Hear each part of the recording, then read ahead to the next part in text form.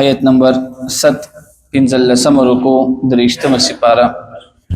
صفحہ نمبر 55 اعوذ باللہ من الشیطان الرجیم بسم اللہ الرحمن الرحیم ان تکفروا فإن اللہ غنی عنکم ولا يرضى لعباده الكفر وإن تشكروا يرضه لكم ولا تزر وازرة وزر أخرى ثم إلى ربكم مرجعكم فينبئكم بما كنتم تعملون إنه عليم بذات الصدور صدق الله العظيم سورہ زمر آیت نمبر 7 15 رکو درشتم سپارہ صفحہ نمبر 55 کتا سلیات شي پدې ما قبل آیت کې الله رب العزت د انسان د پیدایش طرف ته اشاره کړې و چې انسان چې کله پیدا کېدلو نو دا الله تعالی په درې تیارو کې ساتلی وو نمبر 1 تیارا د مور ګیډه ده دویم تیارا د مور رحم دی بچدانه چې وتی ویل کیږي او دریم د دې بچدانې د پاسه چې دا کم واز کدا دې ته چې کم دی هم تیار ویل کیږي نو الله رب العزت د انسان د پیدایش نه پهله د انسان د حفاظت په درې تیارو کې وکړو بیا د انسان چې کم دی د مور په ګیډه کې عجيبه پیدا کړو جوړه کړو پهله دا یو نطفه وا د نطفه نه پس دینه چې کم دی د وینې یو لوتره جوړه شوله بیا د هغې نه د غوښې یو ټوکړه جوړه شوله بیا پکې الله پاک اډوکي جوړ کړل د هغې نه پس پکې الله روح واچولو او بیا چې کله انسان دی دنیا ته راغللو الله تعالی په دنیا کې پیدا کړلو نو په دغه انسان باندې الله تعالی درې قسمه زندگی راوستله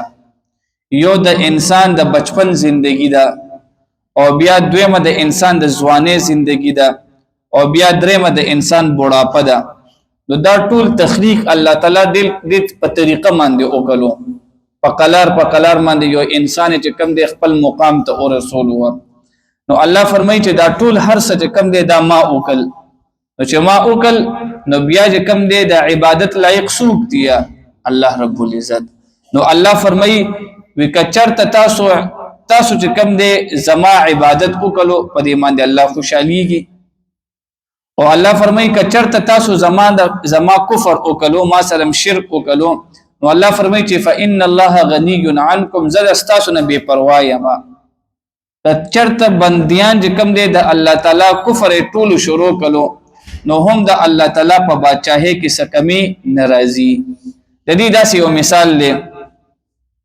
یو انسان چې کم دی د شپې را پاسې دلو او تک تور تیارې وي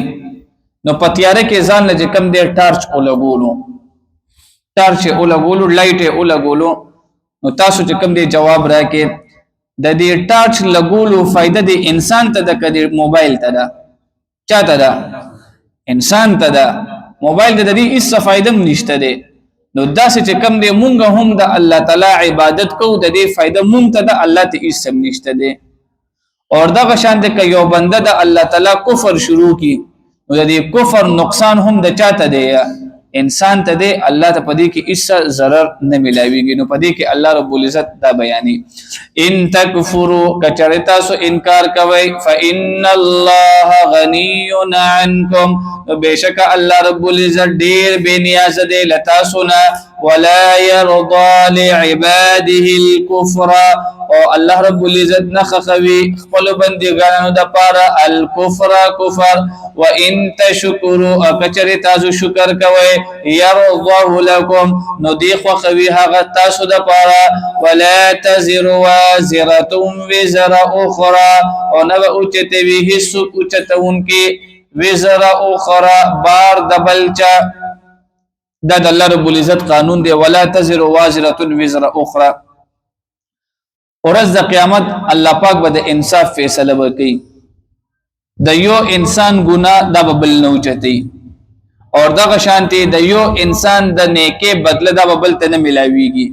هر یو انسان ته د خپل د نیکو اعمالو بدله او د خپل د بدو اعمالو سزا د انسان ته ملاويږي نو دی کې الله فرمایي دی کې د الله تعالی د انصاف قانون طرف ته اشاره ده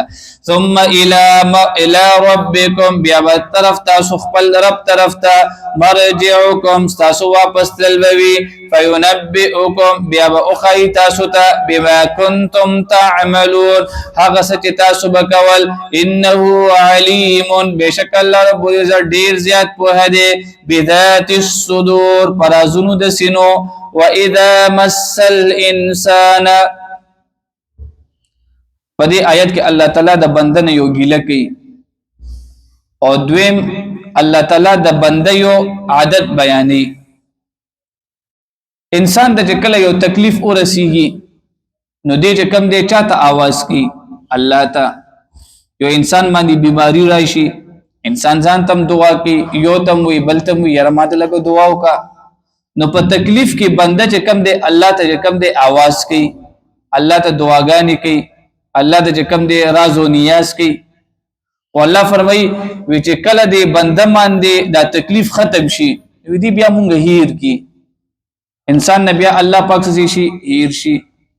او د دې علماو یو مثال ورکړی دی یو بنده بیمار شولو نو دې په دې بیماری کې ډېر دعاګانې وکړي الله ول صحت ورکړو بیا دې نه چې څوک تاسو کوي نو اول دې دا خبره کوي ير بیمار ډېر د قابل ډاکټر نه علاج وکړو نو ګوره دلته څوک هیر کل الله هیر کل او څوک پکې یاد کل ډاکټر پکې یاد کو یا چې کوم دې مریض په جواب کې دا وي بیماری خو راغله و خو ما به پرهیز ډیر زیات وکړو نو دلته کوم دی انسان نسوک هیر شول هوا الله تعالی ته اتوماتیکلی هیر شو دریم په مریض په جواب کې دا وی ویره ودا چې چلې بیماری خو راغله و خو وی دوی مې ډیر زیاته پابندې سره خوړل وی زکه ټیک شو ما نو دا دریم ونه داسې جوابونه دا د معاشري چې پدې کې موږ نسوک بیا هیر شي الله حالانکه دې دریوانو جوابونو په زیاده پکارو چې بیماریم الله را وستلا او ثم الحمدلله بیماری چا لري کلا الله نو په دې آیت کې الله تعالی د بندنه یو ګیله هم کوي او د بنده یو عادت هم بیانې چې بنده باندې بیماری راشي بنده باندې تکلیف راشي نو مونږ ته आवाज کوي او چې کله بندنه تکلیف لري شي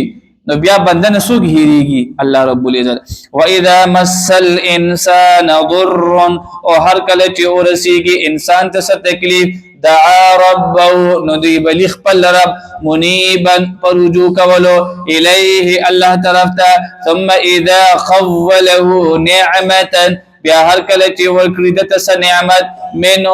الله د طرفنا د خپل طرفنا نسیا نو دی هیر کړي ما کان يدعو الیه هغه چې دعای کوله د هغه من قبل لدین وانده وجعل لله اندادا او دی مقرر کړي الله د پاره شریکان ليضل عن سبيله د پاره د دې چې گمراه کړي د الله لارینه قلت وتو نبی علیہ الصلوۃ والسلام